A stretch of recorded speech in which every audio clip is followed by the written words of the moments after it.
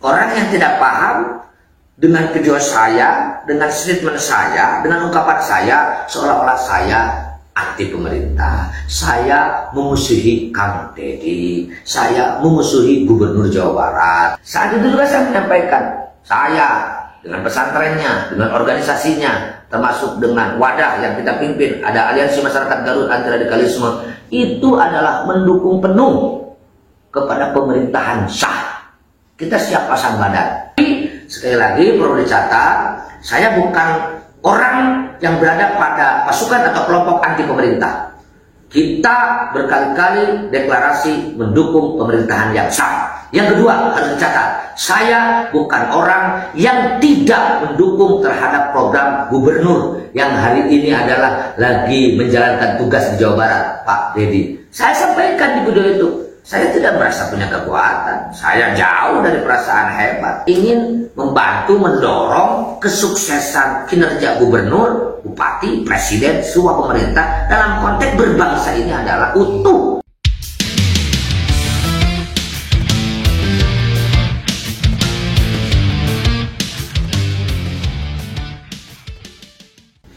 Assalamualaikum warahmatullahi wabarakatuh. Waalaikumsalam warahmatullahi wabarakatuh. Terima kasih kepada sahabat wartawan yang hari ini adalah bertanya terkait video yang lagi viral di TikTok, di Facebook, dengan media sosial lainnya. Sehingga kesempatan ini saya bisa memberikan penjelasan. Sesungguhnya viralnya video itu adalah menurut saya korban potongan video yang utuh. Di situ seolah-olah saya adalah menuduhkan atau menghina terhadap Gubernur Jawa Barat, Kang Deddy Mulyadi.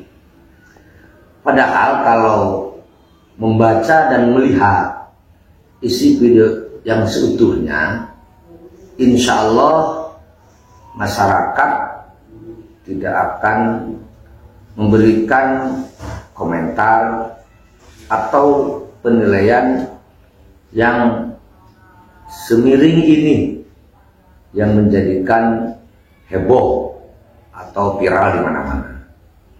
Saya mengungkapkan statement itu di saat acara pencerahan terhadap orang tua siswa yang kebetulan saat itu adalah acara munaqosyah, tes uji kemampuan santri siswa langsung secara lisan. Saat itu saya memberikan motivasi kepada para santri, kita harus berupaya maksimal menjadi muslim muslimah yang baik, yang islami, yang qurani, yang sikap dan perilakunya walaupun sangat sulit, ya sudah barang tentu saya sendiri juga merasakan sangat sulit melaksanakan, cocok dengan ajaran Islam, cocok dengan ajaran Quran. Begitu pula kita harus menjadi masyarakat yang baik di dalam kehidupan berbangsa dan bernegara. Bahwa ulama kita, guru-guru kita, leluhur-leluhur kita betul-betul menjadi pejuang yang ingin menyelamatkan umat, ingin membawa umat ke depan itu adalah betul-betul bisa melaksanakan tugas sebagaimana mestinya. Sehingga konsentrasi ulama bukan hanya agama. Apa yang disebutkan berkali-kali saya di setiap daerah, tugas ulama itu satu, himayatuddin, menjaga agama. Yang kedua, himayatud daulah, menjaga negara. Yang ketiga, himayatul ummah, menjaga umat. Artinya bagaimana umat itu bisa tenang, ya harus punya negara. Bagaimana negara itu adalah bisa berjalan dengan baik, maka harus diurus bersama. Maka ulama ketika ingin menyelamatkan umat, yang mengurus negara. Ngurus negara berarti ngurus agama. Membela negara berarti membela agama. Merusak negara berarti merusak agama. Hancur negara berarti hancur agama. Maka di situ kita tekankan santri harus berperan aktif membantu pemerintah dalam mengurus negara. terlepas ya ada yang mewakili sebagai politik praktis, ada juga yang tidak. Artinya bahwa ulama itu berpolitik. Bahwa saya sampaikan ad-dinu huwa as-siyasah, agama itu adalah politik. Artinya strategi atau cara bagaimana menjalankan tugas agama itu agar bisa berjalan dengan baik. Lebih-lebih kita menjelaskan tentang sejarah. Contoh di Indonesia, ulama itu adalah berperan aktif. Ulama itu adalah tugasnya sangat hebat terkait membangun negara. Berupaya bagaimana untuk memerdekakan negara.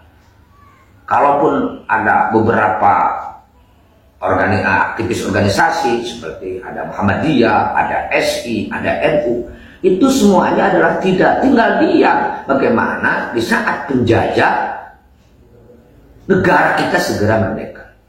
Itu kan terkait ngurus negara atau sesuatu hal yang berurusan dengan politik. Kemudian di saat negara setelah mereka diganggu, ulama berperan aktif. Sampai akhirnya sekutu yang Inggris dengan Belanda bersatu ingin menjajah kembali Indonesia. Lalu saat itu adalah Pak Soekarno cukup kebingungan harus apa yang dilakukan karena itu kekuatan besar. Maka datang kepada ulama. Salah satunya adalah Mbah Hasyim Asy'ari, Abdul Syekh Hasyim Asy'ari itu adalah diminta pendapat lalu harus bagaimana, apa yang harus dilakukan. Itu peran ulama. Sampai 20.000 kiai santri wafat, meninggal di saat membela negara. Artinya saya memberikan pencerahan generasi muda untuk menjelang Indonesia emas tidak boleh ketinggalan, tidak boleh kalah bersaing dengan generasi muda yang lain. Saya tekankan, hari ini santri harus memiliki empat kekuatan intelektual, kekuatan spiritual, kekuatan moral, dan kekuatan profesional. Sehingga semua kekuatan itu adalah kita kerahkan untuk berjuang membela agama dan membela negara.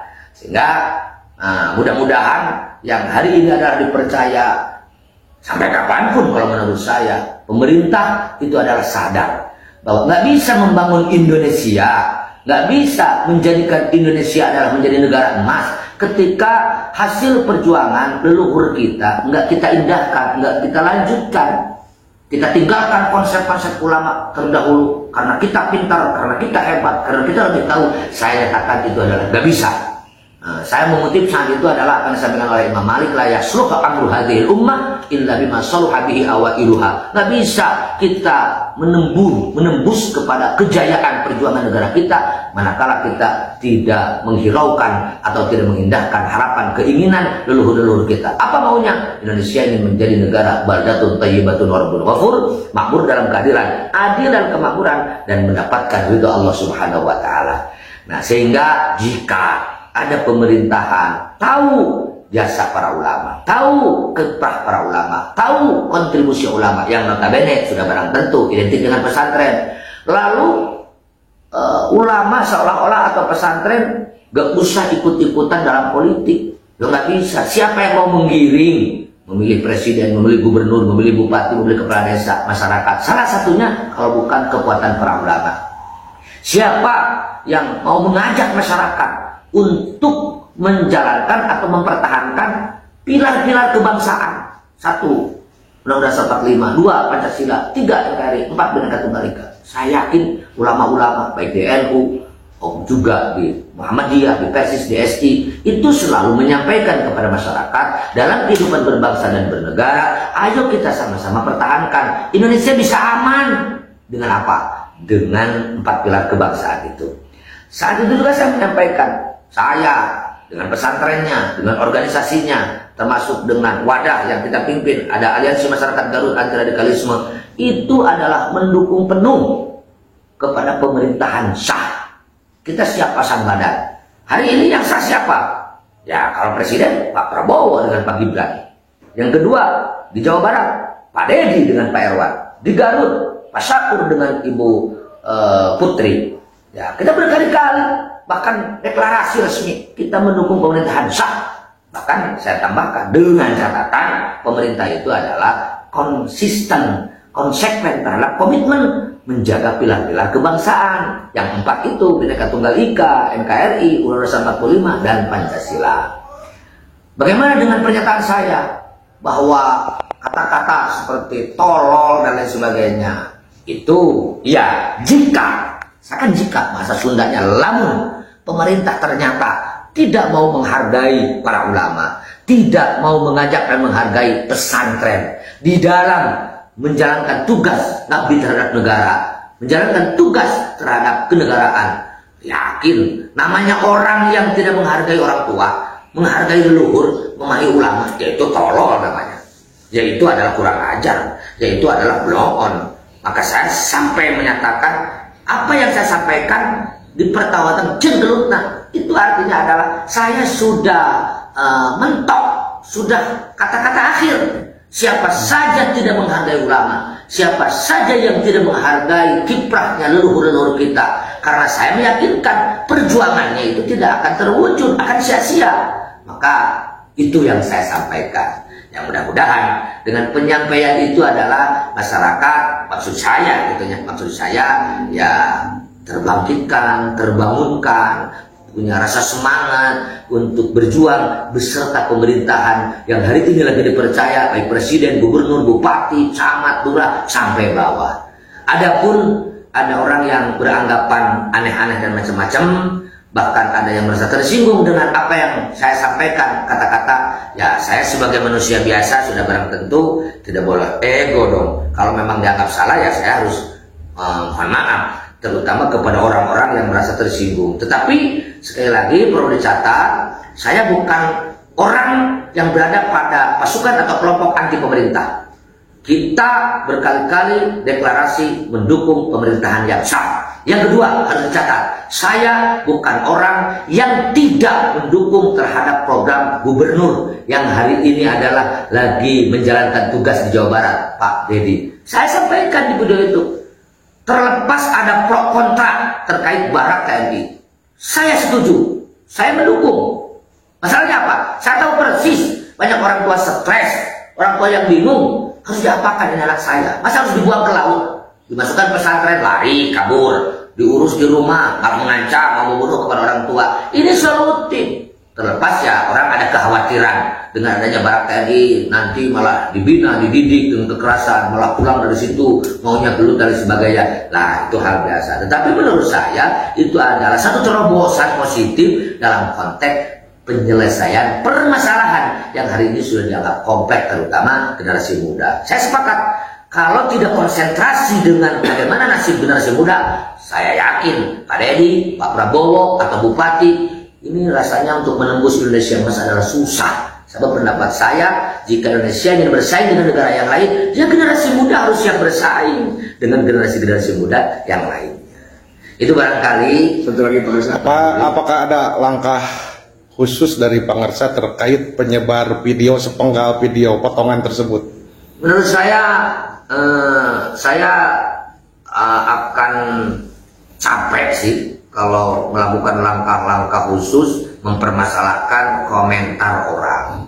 Bukan dalam arti saya tidak peduli, tetapi ya silakanlah berkomentar bebas, tetapi tetap kalau kita berbicara mendukung ya dengan cara-cara yang memang memberikan kontribusi positif, mendukung. Jangan pura-pura mendukung gubernur, tetapi ketika ada orang yang memberikan masukan, ada orang yang memberikan saran, apalagi komentar, wah, dan ngajak itu dan lain sebagainya. Menurut saya ya dengan cara-cara masing-masing sudah barang tentu berbeda, strategi, teknis, cara, tetapi adalah yang positif yang bisa memberikan kontribusi terhadap bapak kita atau yang lagi viral Bapak Aing untuk lebih menyempurnakan kinerja membawa Jawa Barat ke depan menjadi provinsi yang istimewa. Bapak Pak Ngersa sendiri adalah orang yang pertama kali mendeklarasikan ketika memilih Gubernur Jawa Barat. Silakan Pak Ngersa. Ya, saat itu kan banyak pro kontra. Saya sering mendengar lalu membaca di media, Pak Dedi itu musuh Islam. Pak Dedi itu adalah gubernur yang akan menyebarluaskan kemusyrikan di Indonesia, khususnya di Jawa Barat. Saya yang nentang. Mana buktinya musuh Islam? Apa yang menjadikan orang Islam tersinggung? Mana buktinya menyebarkan kemusyrikan? Apa yang akan dijadikan syarat utama kemusyrikan? Tidak. Saya bilang janganlah. Kalau sudah di-framing seperti itu, ya ini adalah sudah masuk ranah syara. Kalau masuk wilayah ranah syara, orang itu jelas subjektivitasnya akan sangat tinggi. Nah, sehingga ketika kita deklarasi sangat mengharapkan Pak Deddy bekerja 5 tahun ini adalah dengan tenang, dengan nyaman, dengan cara-cara yang memang sesuai dengan harapan kita semua, yang dilindungi oleh undang-undang. Adapun menanggapi pro kontranya orang, namanya orang banyak, kemauannya ya aneh-aneh. Lebih-lebih mereka yang memang anti terhadap Pak Deddy. Saya yakin mereka yang hari ini adalah terus menggerogoti bagaimana agar Pancasila runtuh diganti dengan khilafah. Kondisi atau keadaan seperti ini, mereka akan semakin serius bagaimana agar saya yang notabene dari pihak pesantren dan selaku pimpinan organisasi, beberapa organisasi yang kemana-mana selalu bicara pertahankan 4 pilar kebangsaan, NKRI harga mati. Kang Deddy pun sama seperti itu, timnya sama seperti itu. Mereka kan ya kiai menyatu dengan umarok, ini susah nampaknya untuk digulingkan, susah nampaknya untuk dihancurkan. Saya juga meyakini kita beserta Gubernur Jawa Barat, beserta Bupati di Garut, beserta Pak Prabowo untuk Indonesia menjaga 4 pilar kebangsaan.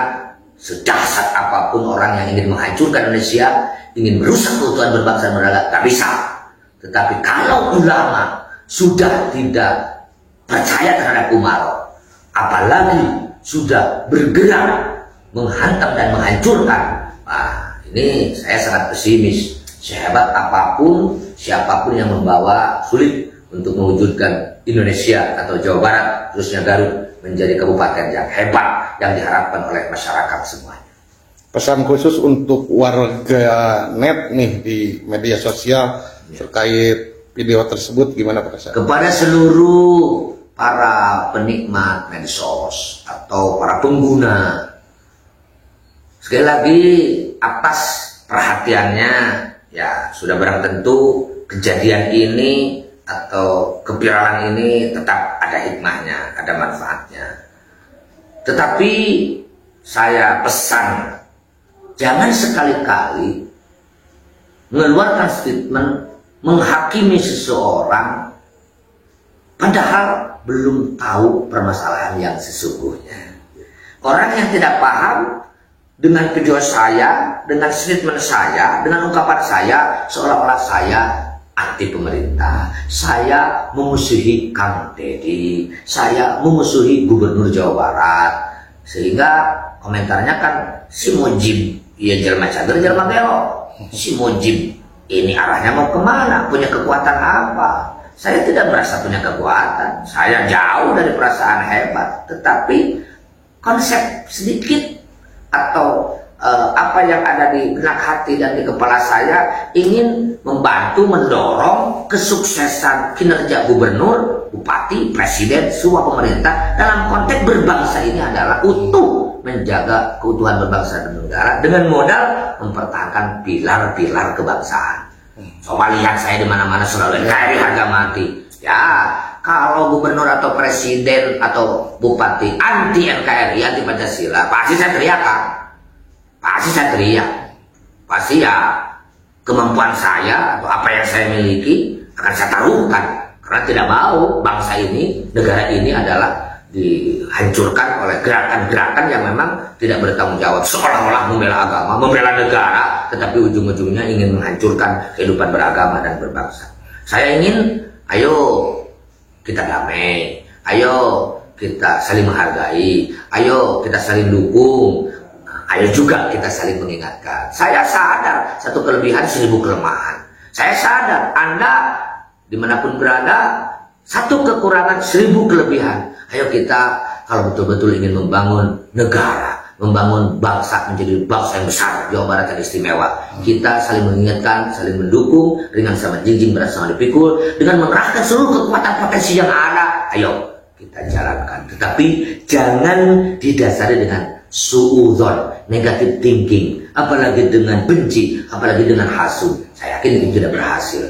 Cara apa yang keluarkan, konsep Aing keluarkan, belajar lillahi ta'ala, insya Allah leluhur kita, pemimpin yang hari ini mimpin, presiden, gubernur, bupati, camat, saya yakin akan berjalan dengan mulus. Tantangan akan dihadapi. Pesan khusus untuk Bapak Aing, Kang Deddy Mulyadi. Kang Deddy Mulyadi, lanjut terus berjuang Jawa Barat, selamatkan Jawa Barat dari kelompok atau aliran-aliran yang sampai hari ini belum siap menerima ideologi negara Pancasila. Kang, pokoknya mah hari dina jalan bener mah sok sanajan ABCD komentar Bismillah, insya Allah akan diberi kelancaran dan kemudahan. Abi pesen pokoknya mah Jawa Barat luas, segala aya di Jawa Barat, sadaya komponen, semua kelompok yang sama-sama ingin membawa Jawa Barat istimewa, ngadukung akang, ajak ngobrol, ajak badami, ajak sharing kumaha carana supaya Jawa Barat benar-benar istimewa, pangbadangna jeung pangalusna. Hatur nuhun, salam, sukses selalu. Assalamualaikum warahmatullahi wabarakatuh.